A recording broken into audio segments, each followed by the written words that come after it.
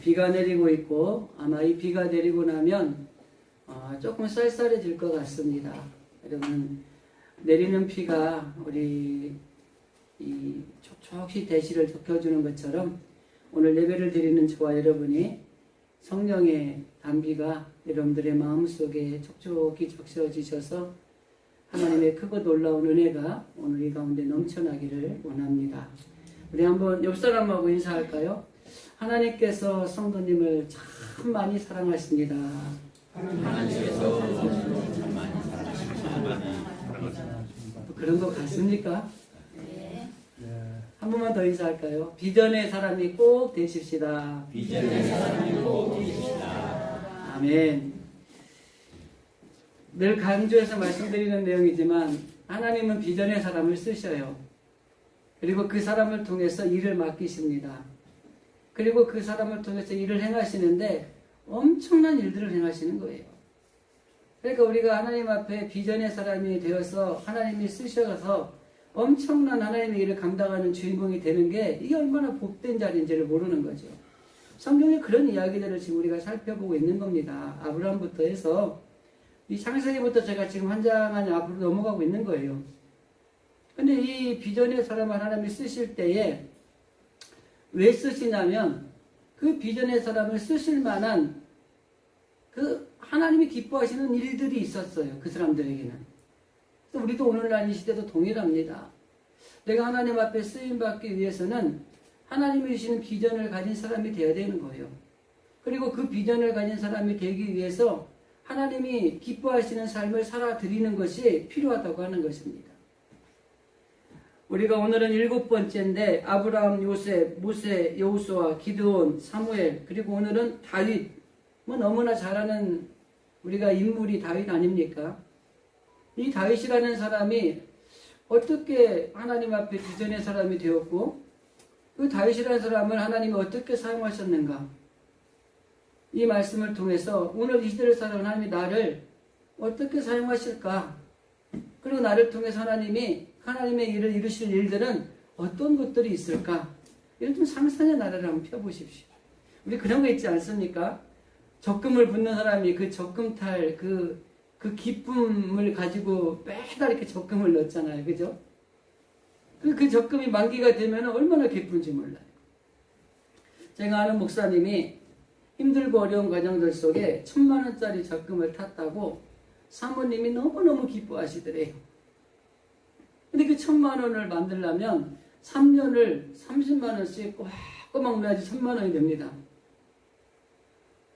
그렇게 열심히 모았는데 고작 1,000,000원인데 그 목사님의 교회 이 성남인데 이 재개발이 되는데 재개발이 되니까 이 빌라들이 뭐 형편없던 가격들이 갑자기 막 몇 억씩 올라갔다고 신방을 하는데 감사하다고 감사한금하고 막 이러더라는 거예요. 그래서 자기가 기도를 해주고 집에 오면서 그 생각을 했대요. 우리 사모는 3년 동안 열심히 모두 1,000,000원 올랐다고 그 너무너무 기뻐하고 좋아하는데 뭐 그게 뭐 그런 생각이 들더라는 거예요. 중요한 거는 우리가 어떤 기대를 가지고 살아가는 것은 참 우리에게 희망을 줍니다.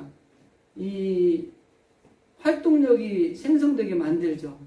그래서 목적을 가지고 살아가는 사람과 목적이 없는 사람은 엄청난 차이가 나게 되어 있습니다.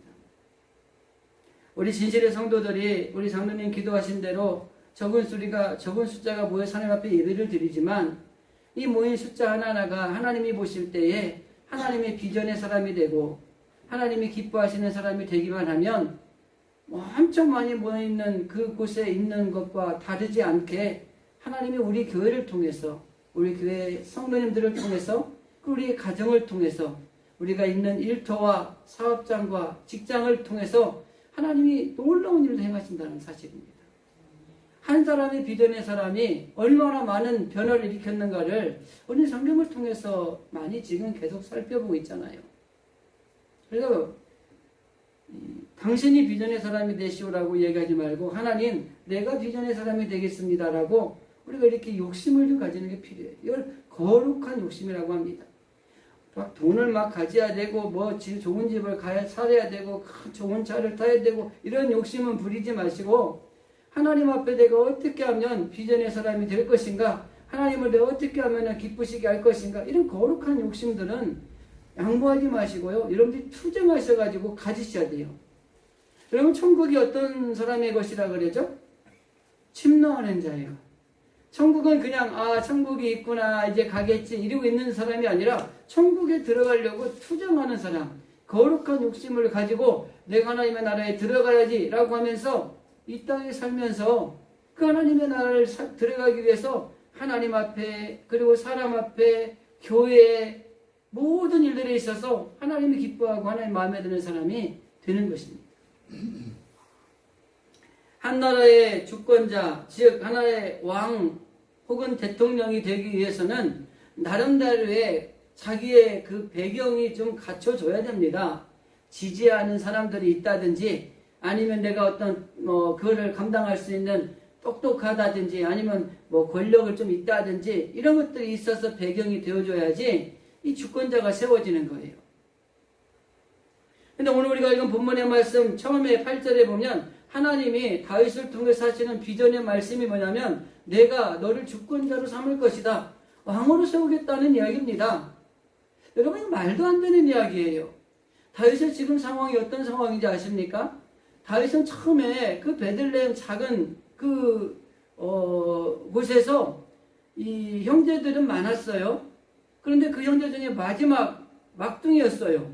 그리고 그 형제들 중에 제일 볼품이 없었던 것 같아요, 성경의 뉘앙스를 보면. 그래서 이 선지자가 와서 이 가정에서 이스라엘을 다스릴 왕자가 태어날 것인데 한번 아들을 데리고 오시오 라고 했을 때 첫째부터 하나하나 보여줬는데 7째까지 보여주고 마지막 때 이제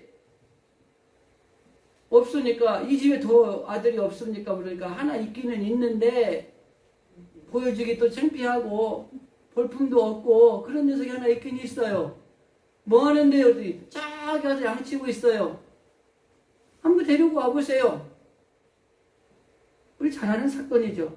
자, 그런데 중요한 건 양을 치면서 똥 냄새를 풍기면서 이렇게 살았던 정치적인 배경도 없고 사울과 친한 것도 아니고, 그 다음에 왕자의 어떤 왕실에서 교육을 받은 것도 아니고, 아무런 배경이나 백그라운드가 없어요. 그런데 하나님이 그를 선택하셔서 그를 주권자로 삼아 주시겠다고 말씀하시고 있는 겁니다. 여러분, 이게 뭐냐면 하나님이 쓰시는 사람은 세상적인 어떤 배경이나 백그라운드를 가진 사람을 쓰시는 게 아니고 하나님이 은혜로 쓰는 겁니다. 저와 여러분이 하나님 앞에 하나님의 자녀로 부름받아서 이 성전에 와서 하나님 앞에 예배를 드릴 수 있는 것은 내가 얼굴이 좀 잘생겼고 내가 아는 것이 좀 많고 내가 가진 것이 좀 있어서 그런 게 아니라 하나님이 은혜로 우리를 선택해서 우리를 불러주셨고 우리는 그 콜에 응답을 한 거예요. 그래서 이 자리에 나와서 하나님 앞에 예배드리는 하나님의 자녀가 된 것입니다. 그래서 이 주권자, 비전의 사람도 다 성경을 보시면은 하나님의 은혜로 그 사람들을 부르시고 그 부르심에 응답했던 사람들이 하나님 앞에 비전의 사람으로 쓰임받았다고 하는 것입니다. 그러니까 저와 여러분은 우리가 열심히 아브라함, 요셉, 모세, 이렇게 사무엘, 다윗 살펴보고 있지만 이 사람들의 이름보다 거기에 우리들의 각자의 이름이 들어가는 거예요. 우리 각자가 하나하나가 하나님 앞에 보실 때의 비전의 사람들이라고 하는 것입니다. 그래서 우리는 어떠한 경우에도 하나님 앞에서 우리가 어떻게 살아야 될 것인가가 필요하다고 하는 것입니다. 다윗은 도무지 정치적 지도자로서 주권자가 될 수 있는 형편이나 상황이나 여건이나 아무것도 갖추지 않은 상황이었지만은 하나님께서 그를 선택해서 내가 너를 이 이스라엘의 주권자로 삼아주겠다라고 말씀하시는 겁니다. 우리들도 가만히 보면 사실 우리도 다윗과 똑같아요. 세상적인 관점에서 보면은 가진 거 없고 힘 없고 정말 아무것도 없는, 정치적으로 어떤 백그라운드도 없고 신앙적으로 살아갈 때에 이런 어떤 받쳐줄 것들도 없어요. 그런데 정말 중요한 건 뭐예요? 하나님께서 우리들을 통해서 모든 일들을 행하신다고 하는 것입니다. 그리고 더 나아가서 이 선택해 주신 하나님의 자녀를 삼아 주셔서 하나님 앞에 설 수 있는 것이 바로 하나님의 은혜라고 하는 것이죠. 그래서 오늘 저는 비전의 사람 다윗을 통해서 어떻게 이 다윗이 비전의 사람이 될 수 있었던가, 그리고 이 시골 이름 없는 청년이 이스라엘의 주권자로 세워졌는지, 이러한 것들을 우리가 좀 살펴보려고 하는 것입니다. 그러면은 먼저 하나님께서 다윗을 비전의 사람으로 세우신 것은 무엇 때문이었을까? 여러분이 뭐 가지고 있는 것이 있다든가 재능이 있다든가 이런 거 있을 때 누구를 좀 제자로 삼든지 누구를 주려고 할 때 어떤 사람을 줄 것 같아요?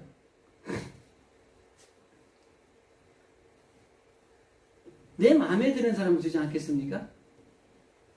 옷을 하나 고를 때에도 자기 마음에 드는 걸 고르기 위해서 이 가게 저 가게 쇼핑도 여기 보고 저기 보고 하지 않습니까?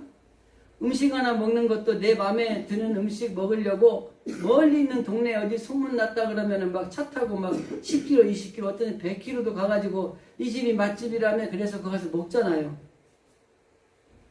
신랑감, 신부감도 그냥 가까운 데서 서로 찾아가지고 짝지면 좋은데 좀 더 마음에 드는 사람 찾아보려고 막 그 신랑 그 결혼 사이트에도 등록도 하기도 하고, 그리고 많은 사람들에게 부탁해서 중매를 하라고도 소개도 하라고 다 이러잖아요. 왜? 마음에 드는 사람을 찾기 위해서 그러는 거예요. 저도 제가 누군가에게 뭘 준다 그러면 저는 내가 마음에 드는 사람한테 줄 것 같아요. 다윗이 하나님 앞에 비전의 사람으로 쓰임받은 첫 번째가 뭐냐면 하나님의 마음에 드는 사람이었다고 하는 것입니다. 우리가 잘 아는 것처럼 사무엘상 13장 14절 말씀에 보면은 여호와께서 그 마음에 맞는 사람을 구하여 그 백성의 지도자로 삼으셨느니라. 하나님께서 왕을 세우는 것도 나라를 세우는 것도 하나님의 마음에 드는 사람을 통해서 그 비전을 이루어 가시는 겁니다. 우리는 신앙생활하면서 목적이 뭐야 되는지 아세요? 하나님의 마음에 드는 삶을 살아가는 것이 우리 신앙생활하는데 우리들의 목적이 되어야 되는 겁니다. 그런데 많은 사람들은 세상에 있는 것들의 삶의 목적이 되는 거죠. 그리고 사도행전 13장 22절 우리 교회의 핵심 구절입니다. 그 행전 구절의 말씀에 보면은 패하시고 다윗을 왕으로 세우시고 증거하여 가라사대 내가 이새의 아들 다윗을 만나니 내 마음에 합한 사람이라 내 뜻을 다 이루게 하리라 하시더니 이렇게 말씀합니다.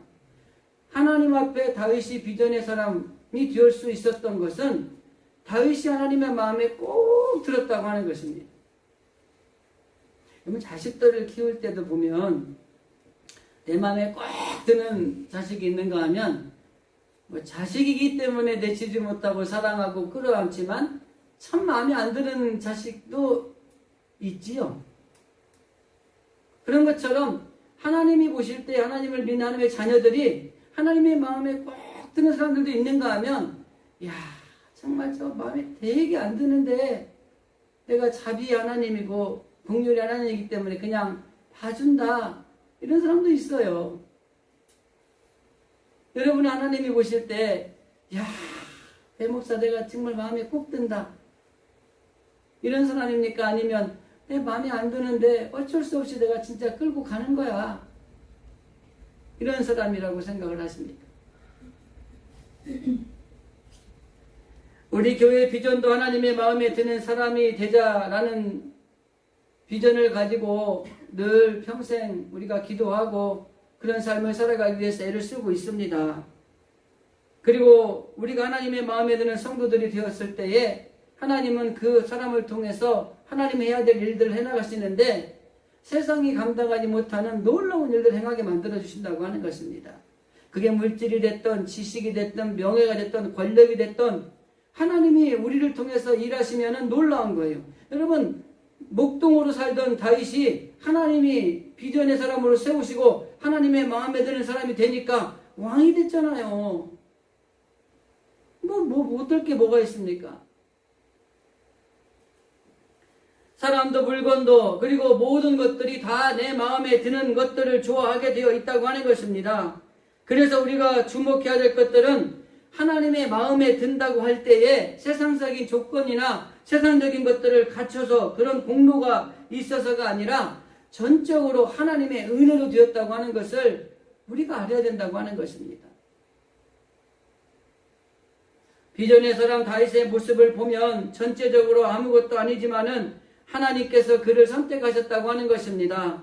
사무엘상 13장 13절에 여호와께서 그 마음에 맞는 사람을 구하여 라고 하는 말씀이 있는데, 이 말씀이 어디에서 나왔냐면 사울이 하나님의 마음에 합당하지 않게 살아서 이 사울을 폐위하고 난 다음에 그 다음에 나온 말씀이 이 말씀이에요. 그 앞절을 제가 읽어드릴게요. 사무엘상 13장 13절입니다. 사무엘이 사울에게 이르되 왕이 망령되이 행하였도다. 왕이 하나님 여호와께서 왕에게 명하신 명령을 지키지 아니하였도다. 그리하였다면 여호와께서 이스라엘을 위해 왕의 나라를 영영히 세우셨을거늘 지금은 왕의 나라가 길지 못할 것이라. 여호와께서 왕에게 명령하신 바 왕이 지키지 못하였으므로 그 다음에 여호와께서 그 마음에 맞는 사람을 구했다. 이 말씀이 기록된 거예요. 잘 하나님의 마음에 드는 삶을 살아가지고 계속 살았더라면 왕의 이 왕권이 계속될 수 있었는데, 그렇게 하지 못했으므로 왕의 이 생명이 길지 못하게 될 것입니다. 그리고 그 다음에 하나님의 마음에 꼭 맞는 사람을 선택해서 그 자리를 이어갈 것입니다. 이렇게 얘기하는 거예요. 이게 무서운 말입니다, 여러분. 인간사에 보면은 내 마음에 들었다 안 들었다 하는 사람들 있잖아요. 그죠? 어떤 데 보면은 내 마음에 꼭 드는데 어떤 데는 또 마음에 또 안 들어. 여기 하나님 편대로 말하면 마음에 들었는데 마음에 안 들면은 내치겠다는 거예요. 그리고 다시 마음에 드는 사람으로 바꾸겠다는 거예요. 그게 사울 왕이 팽개쳐지고 다윗이 쓰임받는 핵심이었다고 하는 것입니다. 핵심은 딱 한 가지예요. 하나님의 마음에 드는 삶을 살아갔던 사람. 뒤에 가서 또 한번 나오지만 그 삶을 영위하느냐, 그 삶을 영위하지 못하느냐에 따라서 다른 또 결론의 길이 나오는 거예요. 뒤에서 한 번 더 설명하겠습니다. 그래서 여기 마음에 맞는 사람이라고 하는 것은 아마 다른 말로 표현하면 하나님이 세우시는 왕이라고 하는 것입니다. 그러니까 왕을 세우는 것도 하나님의 손 안에 있고 나라의 흥망성쇠도 역사를 보면 하나님의 손에 있어요. 여러분, 바벨론 제국, 여러분 얼마나 놀라운 제국인지 아십니까? 이 바벨론 제국이 로마 제국, 상상할 수 없어요. 그 바벨론 제국 시대의 그 유럽의 땅을 이렇게 보잖아요. 거의 다가 다 바벨론 제국 땅이에요. 이 나라가 망할 거라고 아무도 생각을 안 했습니다. 하나님이 치실 때 이 나라가 멸망했어요. 로마 제국, 어마어마한 권세를 가진 제국이었습니다. 이 나라가 망할 거라고 누구도 생각하지 않았어요. 그런데 하나님이 치시니까 그 나라가 멸망을 했어요.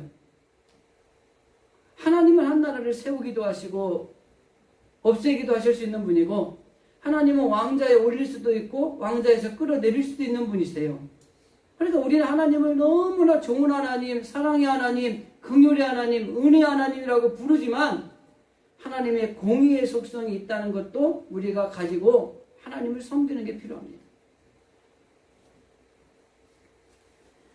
왕조시대가 되면은 그 초대 왕이 역사에 길이 남잖아요. 그죠? 우리나라 조선시대 시작했던 왕이 누구죠? 이성계. 이 사람은 길이 남았잖아요. 왕건, 고려를 세웠던 왕건. 그러면 이스라엘을 건국했던 초대 왕이 누구죠? 사울. 그런데 사울은 별로 이렇게 이름이 잘 안 되고, 오히려 다윗이, 2대 왕인 다윗이 이스라엘의 건국 초기에 아주 위대한 인물을 들어섭니다. 그 이유는 딱 한 가지예요. 하나님이 사울을 하나님의 마음에 들지 않아서 회유했기 때문에 그 초대 왕임에도 불구하고 이스라엘 역사의 주인공의 자리를 차지하지 못했다고 하는 것입니다. 그러므로 우리는 어떠한 경우에도 하나님의 마음에 드는 사람이 되어져야 된다고 하는 것입니다. 그 사람을 통해서 하나님은 일하시고 그 사람을 통해서 일하실 때에 세상이 감당하지 못하는 놀라운 일들을 행하시게 될 겁니다. 그러면 이렇게 하나님의 마음에 드는 사람에게 주시는 복은 어떤 것인가? 오늘 본문에서 두 가지만 좀 찾아보려고 합니다. 첫째는 9절입니다. 내가 어디를 가든지 내가 너와 함께 있어 내 모든 대적을 내 앞에서 멸하였은즉 세상에 존귀한 자 이름같이 내 이름을 존귀하게 만들어 주리라. 내가 어디에 가든지 내가 너와 함께 있겠다라고 하는 이 말씀입니다. 그럼 이 말씀에 우리 한마디로 뭐죠? 임마누엘이라고 하는 겁니다. 임마누엘의 복을 주시겠다는 거예요.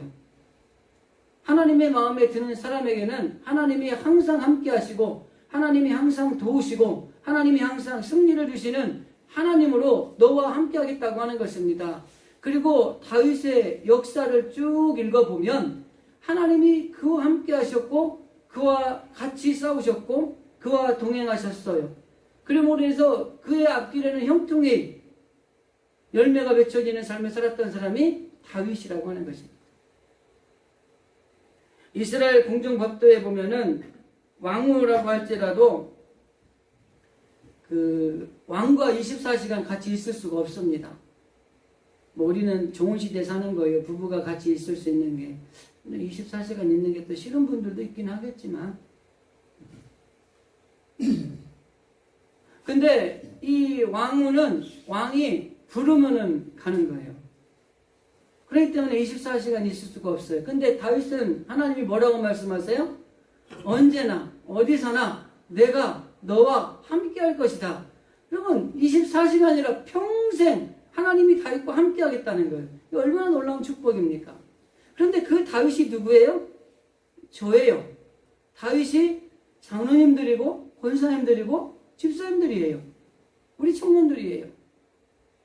그 하나님이 지금 나에게 뭐라고 말씀하냐면 내가 너와 함께 할 것이다. 떠나지도 않을 것이다. 지켜줄 것이다.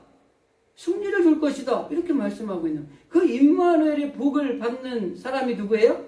하나님의 마음에 드는 삶을 살아가는 사람. 하나님이 다윗을 통해서 조금도 떠나지도 아니하시고 졸지도 아니하시고 주무시도 아니하시고 영원히 함께 하시겠다고 말씀하는 겁니다. 그래서 여기 내가 어디를 가든지 내가 너와 함께 한다라는 이 말은 임마누엘, 즉 우리가 잘 아는 것처럼 하나님이 우리와 항상 함께 하십니다 라는 뜻이에요. 이 복이 하나님의 마음에 드는 사람을 통해서 이루어 가신다고 하는 것입니다. 마태복음 1장 23절에 우리가 아는 것처럼 보라 처녀가 잉태하여 아들을 낳을 것이요 그 이름을 임마누엘이라 하라. 그리고 그 뒤에 가서 이렇게 말합니다. 이를 번역한즉 하나님이 우리와 함께 하시다 라는 뜻이다. 사무엘하 8장 6절 말씀에도 다윗이 어디를 가든지 여호와께서 이기게 하셨다라는 말씀이 나옵니다. 다윗이 싸움을 잘하는 것도 있었겠지만 다윗이 하나님을 의지하고 하나님을 신뢰하고 그리고 하나님이 다윗을 볼 때 나의 마음에 꼭 드는 사람이 되니까 어디를 가든지 이기게 하시는 거예요. 여러분 실패하지 않고 승리하고 성공하고 잘 되기를 원하십니까? 여러분 고군분투하고 뛰시는 것도 중요하지만 하나님의 마음에 드는 삶을 살아가시면 하나님이 우리를 통해서 어떤 일들을 만나도 이기게 하시는 복을 주신다고 하는 것입니다. 다윗이 어디를 가든지 이기게 하셨더라. 이 다윗이 누구라고 그랬어요? 저고 장로님들이고 권사님들이고 우리 교인들이에요. 하나님이 내가 어디를 가든지 이기게 하신 하나님이 그분이 나와 항상 함께 하시는 하나님이세요. 그렇게만 되면 이제는 걱정할 거, 염려할 거, 불안해할 거 하나도 없는 겁니다. 하나님의 마음에 드는 사람이 되는 것이 먼저 목적이라고 하는 것입니다. 결과적으로 이스라엘 이 다윗이 전쟁에 나갈 때마다 하나님은 승리를 주셨어요. 가장 다윗이 뜨는 전쟁이 어떤 전쟁이었죠? 블레셋과의 전쟁. 누구와 전쟁이었죠? 우리가 잘 아는 육척장신 골리앗. 그 당시에 누구도 그 당시에 어떤 사람도 대적할 수 없고 무시무시했던 골리앗과의 싸움이 이 다윗을 다윗되게 하는 놀라운 역사를 이루게 합니다. 여러분 골리앗이라고 하는 사람과 다윗의 싸움을 우리가 많이 들어봤지만 이거는 상상하기조차 부끄러운 상대죠. 그런데 다윗이 골리앗하고 싸울 때에 가지고 나갔던 무기가 뭔지 아십니까? 물맷돌 5개라고 알고 계시죠? 아니에요. 만군의 여호와의 이름으로 나갔어요. 물맷돌은 아무런 의미가 없어요. 그냥 물맷돌인 거예요. 그 물맷돌에 하나님의 이름으로 가는 믿음이 더 들어가니까 물맷돌이 날아가면서 몇 덩하는 바위덩어리, 쇳덩어리가 된 거예요. 여러분, 물맷돌 하나 이마에 맞았다고 그 장군이 쓰러지는 게 말이 됩니까? 믿음으로 던진 물맷돌은 이때만은 쇳덩어리가 돼서 골리앗의 머리를 팍 친 거예요. 그러니까 벌러덩 넘어진 겁니다. 만군의 여호와의 이름으로 나갔던 그 다윗이 결국 승리의 자가 되고 그 전쟁을 통해 다윗은 더 유명해지는 계기가 되는 것입니다. 하나님이 쓰실 때 이걸 아셔야 돼요. 하나님이 나에게 은혜를 베풀어 주셨어. 뭔가 잘 됐어요. 그죠? 이 은혜를 잊어버리지 말아야 돼요. 이걸 기억하고 이거를 꼭 간직하셔야 됩니다. 세상에서도 제일 배은망덕한 사람을 누구라고 그러는지 아세요? 은혜도 모르는 사람. 아이, 그 은혜도 모르는 놈, 막 이러잖아요. 그게 무슨 말인지 알아요? 내가 받은 은혜를 간직하고 기억하고 그 은혜를 갚을 수 있는 삶을 살아가는 게 이게 은혜를 아는 사람들인 거예요. 하나님도 마찬가지입니다. 하나님 우리를 너무 사랑하세요. 다른 길로 가셔도요, 때로는 채찍으로 치세요. 뒤에 가면 나옵니다. 내가 아까 우리 본문 읽었잖아요. 내가 아들이 너에게 내가 책임을 질 것인데 네 아들이 잘못 가면 내가 채찍으로 칠 거야 라는 말이 나와요. 성경에 우리가 읽은 본문에.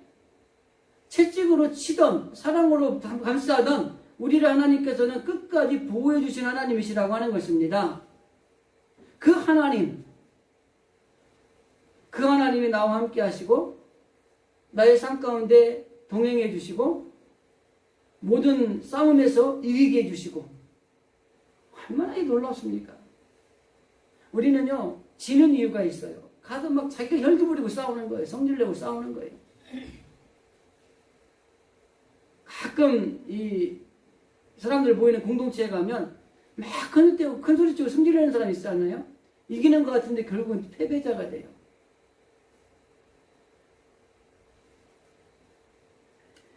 인마엘의 믿음을 가지고 갔더니 다윗이 골리앗의 이 싸움에서 승리를 하는 겁니다. 너는 칼과 창과 단창으로 내게 오거니와 나는 만군의 여호와의 이름 곧 내가 모욕하는 이스라엘 군대의 하나님의 이름으로 내게 가노라 했을 때에 하나님이 이 다윗의 손에 골리앗을 붙여놓은 거예요. 그러니까 상상하기도 힘든 대결이지만 하나님이 놀라운 기적으로 다윗을 통해 이기게 하시는 승리를 주셨다고 하는 것입니다. 그러면서 다윗이 그의 시에서 이렇게 고백합니다. 내가 사망의 음침한 골짜기로 다닐지라도 해를 두려워하지 않을 것은 주께서 나와 함께 하심이라. 주의 지팡이와 막대기가 나를 안위하시나이다. 다윗은 일생의 삶의 자리에서 하나님이 자기를 지켜주실 것이라는 믿음이 떠나질 않았어요. 우리들도 그런 게 필요합니다. 난 가끔 우리 아이들한테도 그래요. 너들 힘들고 어려운 일 만나면 너를 사랑하는 하나님 앞에 기도해라. 하나님이 분명히 들어주실 것이다. 내가 해준 건 없지만은 내 기도는 많이 해줬으니까 너희들도 기도하면 될 것이다. 그런 얘기를 가끔 해요. 여러분, 이 하나님이 우리 하나님입니다. 얼마나 놀라웠습니까? 근데 왜 두려워하고 왜 세상 것들에 우리가 불안해하면서 막 그거 없으면 큰일 날 것처럼 이렇게 살아가고 있는 모습들을 우리가 볼 때가 있지 않습니까?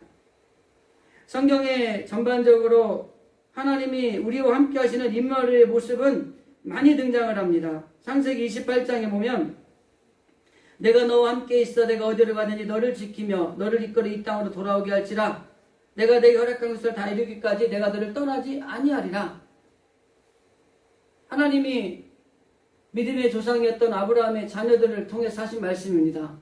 여호수아 1장 9절에도 보면은 내가 명한 것이 아니냐 마음을 강하게 하고 담대히 하라 두려워하지 말며 놀라지 말라 내가 어디로 가든지 내 하나님 여호와가 나와 함께 하느니라. 여호수아를 통해서 하나님이 주신 말씀입니다. 이사야 43장 5절 두려워하지 말라 내가 너와 함께한다 라는 말씀이 있습니다. 하나님이 이사야를 통해 주신 말씀입니다.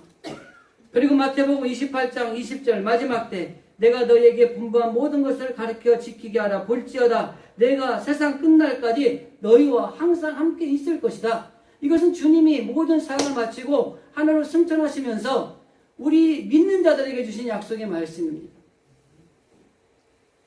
성경은 하나님이 언제나 우리와 함께 하신다는 사실을 분명하게 말씀하고 있고 우리들은 그 하나님의 말씀을 믿음으로 하나님이 기뻐하시는 사람들이 되고 비전의 사람이 되는 것이 중요하다고 하는 것입니다. 두 번째, 하나님의 마음에 드는 사람에게 주시는 복은 12절입니다. 내 수완이 차서 내 조상들과 함께 잘 때에 내 몸에서 날 자식을 내 뒤에 세워 그 나라를 견고하게 하리라 라는 말입니다. 이 말씀은 다윗 왕에게 주신 말씀이에요. 성경적인 말씀은 무슨 말이냐면 네 아들에게도 하나님이 그 나라를 견고하게 세워줄 것이다 그 말입니다. 솔로몬 때의 이야기를 하는데 역사적으로는 그대로 이루어집니다. 그리고 오늘 우리가 읽은 본문의 말씀에 보면 네 아들이 잘못하더라도 채찍으로 치겠지만 그 아들 때에는 내가 그걸 빼앗지 않을 것이다 라는 말씀이 오늘 본문에 있어요. 그 말씀대로 솔로몬 때까지는 잘못해도 봐줍니다. 그리고 사울, 그리고 다윗, 그리고 솔로몬 이후에 왕조가 두 개로 나눠지는 거예요. 여로보암과 르호보암 왕조, 유다와 북이스라엘로 나누어져서 시시때때로 전쟁을 합니다. 이 두 나라는. 우리나라 남과 북처럼. 이 말씀이 그대로 이루어진 겁니다. 그런데 여기에 중요한 단어가 있습니다. 견고하게 하여 주겠다고 하는 것입니다. 이 말은 다윗의 모든 삶을 통해서도 견고하게 해주지만은 그 아들에 이르기까지도 견고하게 세워주겠다고 하는 것입니다. 이거를 오늘날 우리 걸로 말하면 우리의 모든 삶에 일어나는 모든 일들을 하나님이 견고하게 만들어주겠다는 거예요. 다윗이 왕이 될 때가 30세였고 그가 40년 동안 나라를 다스리고 70세에 생을 마감을 합니다. 그런데 하나님의 말씀대로 다윗의 시대에 나라가 견고하게 세워져요. 그리고 그 이후에 솔로몬 때 더 견고합니다. 솔로몬 왕 때에 이 나라가 최고의 번성기를 갖는 거예요. 그러다가 솔로몬이 마지막 때에 타락하고 잘못된 길을 걸어가고 그러나 그 아들 때에는 나라를 빼앗지 않고 그 다음 이후에 나라가 갈라지는 비극을 맞게 된다고 하는 것입니다. 우리 개인의 경우도 마찬가지입니다. 우리의 사업, 우리의 삶, 우리의 생활 이 모든 것들도 하나님이 견고하게 해주셔야 되는 거예요. 우리가 막 견고한 성업을 쌓아서 우리가 잘 먹고 살아야 돼. 우리가 열심히 일해서 돈 벌어야 돼. 우리가 열심히 모든 걸 갖춰야 돼. 이렇게 하지만 하나님이 해주셔야 되는 거예요. 아까 앞에 말씀드렸지만 바벨론 제국, 로마 제국 이런 제국들이 무너질 거라고 누가 생각을 했습니까? 그보다 견고한 나라가 어디 있었습니까? 그런데 그 나라들이 무너졌어요. 하나님이 지켜주셔야지 우리가 견고하게 살아갈 수 있는 것입니다. 그래서 인류의 역사상 바벨론, 페르시아 제국, 로마 제국이 그랬던 거대한 제국이 무너졌다고 하는 것을 우리가 기억해야 된다고 하는 것입니다. 사람이 아무리 공력을 쌓고 사람이 아무리 노력을 해도 안 되는 거예요. 그래서 우리가 성경에 말하는 것처럼 모든 것을 계획하고 경영하는 것들이 우리 손에 있지만 그것을 이루시는 분은 오직 하나님 한 분이시다라는 말씀이 거기에 있는 겁니다. 우리가 노력해야 돼요. 안 하면 안 되는 겁니다. 맞습니다. 그러나 우리가 모든 걸 쌓아놓은 걸로 견고하자? 아니에요. 아무리 쌓아놓은 나라도 아무리 쌓아놓은 재산도 아무리 쌓아놓은 모든 것들도 한순간에 사라질 수밖에 없는 거예요. 여러분 우리 복음서에서 주님이 우리에게 주시는 교훈이 뭐예요? 한 부자의 이야기. 너무너무 부자가 됐잖아요. 쌓아둘 공간이 없어서 창고를 더 지어야 될 정도로 부자가 된 거예요. 근데 막 창고를 더 짓는 거예요. 그때 예수님이 뭐라 그래요? 너 오늘 저녁에 데려가면 이 모든 게 네 것이 되겠느냐? 여러분 다 한순간이에요. 생명도 한순간이에요. 내가 오늘 살았지만 살은 게 아니에요.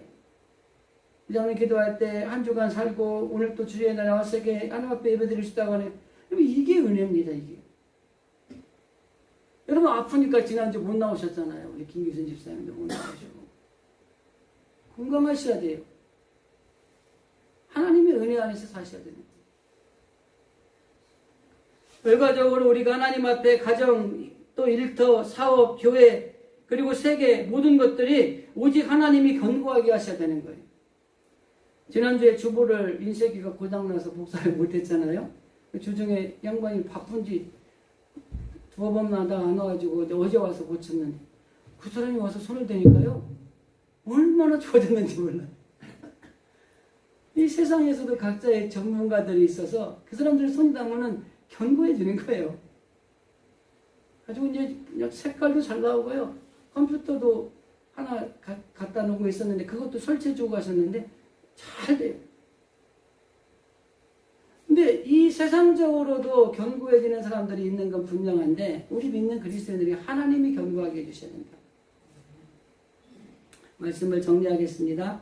14, 15절 말씀을 한번 읽어드릴게요. 나는 그 아비가 되고 그는 내 아들이 되리니 저가 만일 저를 범하면 내가 사람 막대기와 인생의 채찍으로 징계하려니와 내가 내 앞에서 패한 사울에게서 내 은총을 빼앗은 것 같이 그에게서는 빼앗지 아니할 것이다. 사울은 그의 왕위를 폐위당하고 다윗에게 빼앗겼어요. 그런데 솔로몬이 잘 못한다 할지라도 그에게는 빼앗지 않겠다는 약속을 주신 겁니다.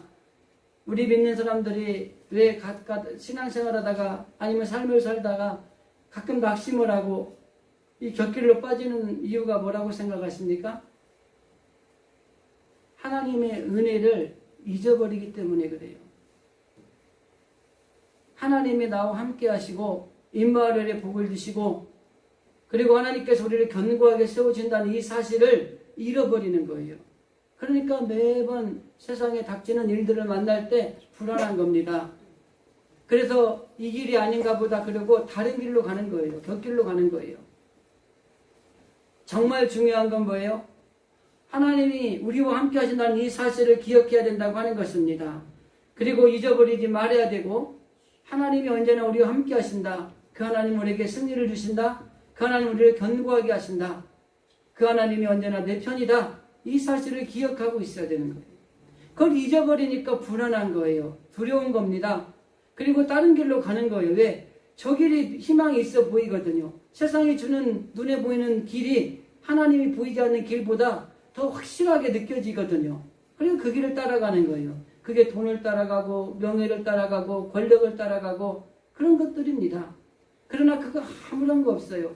하나님이 견고하게 해주셔야 되고 하나님이 이기게 하셔야 우리의 삶의 자리가 승리자의 삶을 살아갈 수 있는 것입니다.